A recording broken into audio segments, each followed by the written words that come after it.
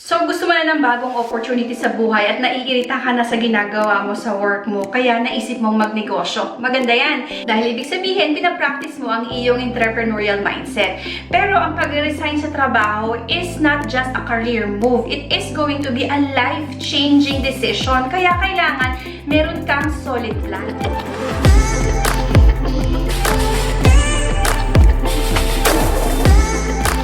And if you've been considering to resign from your job to start your own business dahil si ganito naging successful, si ganyan naging successful, kaya ko din yan, well, naniniwala ako na kaya mo yan. May 5 napaka-importanting bagay na kailangan mo i-consider bago ka mag-final decision ng pag-resign. Number 1, ano ba yung reason kung bakit gusto mo nang mag-resign? Dahil lang ba gusto mong takbuhan yung 9 to 5 grind? O gusto mong mabago talaga yung buhay mo at ng pamilya mo and yung career mo in general. So first is, kailangan mong ma-identify yung iyong big why. Yung big why mo ang magbibigay sa'yo ng tapa, commitment, courage, at gigising sa'yo sa umaga para gawin yung daunting task of starting your own business. Unang-unang gawin mo mamaya, bago ka matulog, pag-isipan mo, may tinatakasan ka ba o may gusto kang puntahan sa future mo? Number 2, anong gusto mong gawing negosyo?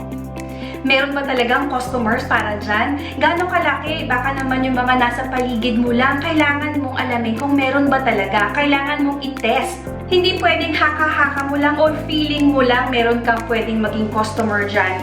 Importante na meron kang market research or matest mo muna. Especially kung breadwinner ka, napaka-importante na ma-secure mo yung finances mo, di ba?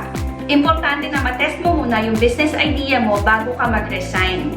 Dito mo kasi malalaman kung meron ba talaga customers at gaano kadami yung mga customers na bibili ng produkto o services na gusto mong i-offer. O di kaya naman, katulad ng ginawa ko, nag-part-time muna ako ng ilang taon dun sa business na gusto kong gawin and minake sure ko na alam ko na yung pasikot-sikot ng negosyong ito bago ako nag-resign. Sa pagtitest ng negosyo, marami kang pwedeng gawin. Pwede kang mag-market research. Pwede kang gumawa muna ng prototype kung produkto man yan o services. Kung services, pwedeng i-try mo munang i-offer sa mga tao sa paligid mo o sa mga potential customers na meron ka. Alamin mo yung target customers and yung mga competitor sa paligid mo, ano yung ginagawa ng iba. At higit sa lahat, ano yung mga potential challenges na haharapin mo. This way, makakagawa ka ng informed decision and malalaman mo kung financially viable ba yung business idea mo. Number 3, kailangan mo ng solid business plan. Marunong kang gumawa ng business plan. A well-thought-out business plan is essential for success kasi yan yung magiging guide mo sa pagbuo ng business na gusto mong itayo. Diyan mo ina-outline yung business goals mo, target market mo, yung marketing strategies mo, yung financial projections mo, at kung paano mo i-ooperate yung negosyong gusto mong itayo. Yang business plan mo ang magsiserve na roadmap mo. Yang roadmap mo, yan ang best friend mo. Mula sa idea ng negosyo mo hanggang ma-launch mo siya at kung paano mo i-operate yung business na gusto mong itayo. Maliit man yan o malaki. And kapag finalo mo yung roadmap na yan, yan din yung makakatulong sa'yo para maging focused at determined sa goals mo. Number 4, kailangan mo ng financial cushion. Ano yan? Financial planning. Alam natin na ang lahat ng negosyo kailangan may puhunan at laging may kalakip na financial risks. Merong chances na malugi ka o hindi ka muna kumikita sa loob ng ilang buwan o isang taon. May ibang mga negosyo nga na yung sinasabi nilang return of investment is after 2 years pa. So paano kung nag-invest ka tapos wala kang financial cushion? Yung return ng investment mo is in the next 2 years pa. Saan ka kukuha ng panggastos mo sa susunod na 24 months?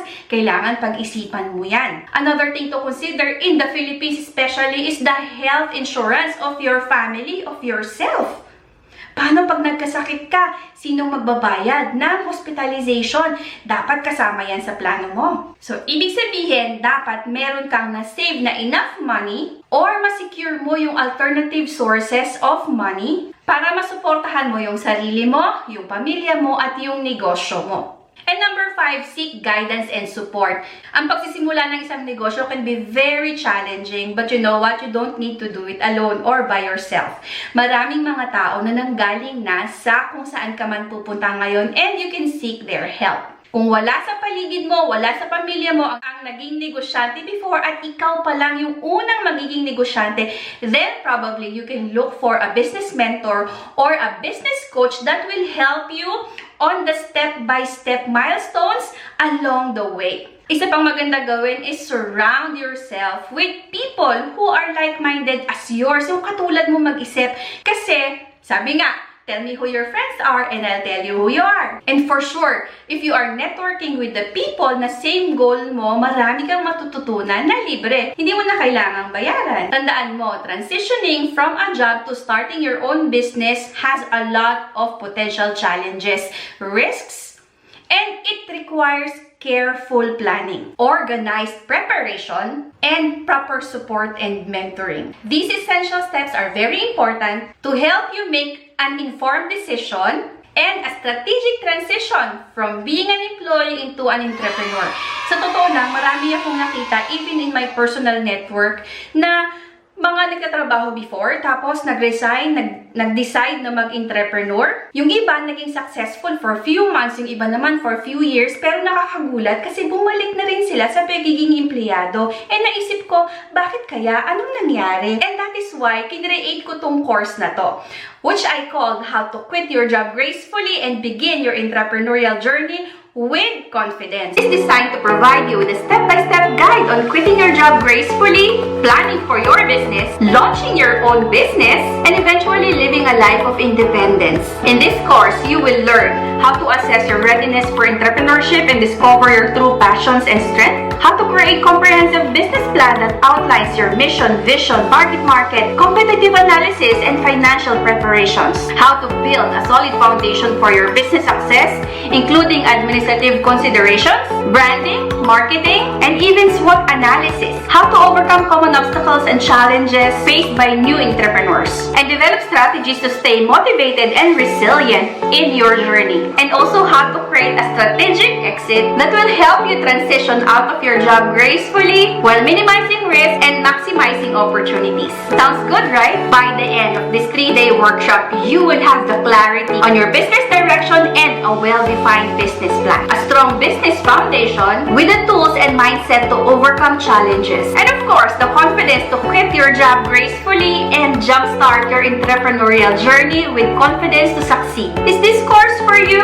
Well, this course is perfect for you if you are tired of the daily grind and wants to pursue your passion. You have a business idea but don't know how to turn it into a reality. You want to learn the essential skills and knowledge to launch your business. You want to avoid the pitfalls and common mistakes that new entrepreneurs make, and you want to transition from an employee into a thriving entrepreneur who knows what to do next. Well, this course is not for you if you are happy with your job and has no desire to start a business. This is not for you if you are looking for a get-rich-quick scheme, because this is not one. Are you looking for a magic bullet solution? No, this is not that. This course is for you if you are willing to take action for your future, for your family, and for your dream life. So, if this course sounds like something you need, I have a good news for you. You can now reserve your free seat, which is limited lang. So, for today, if you register, I am accepting limited seats for free enrollees. So, you have to act fast kasi ilan lang yung free slots ko. And this offer is going to expire soon, so reserve your slot right now. As in, now na.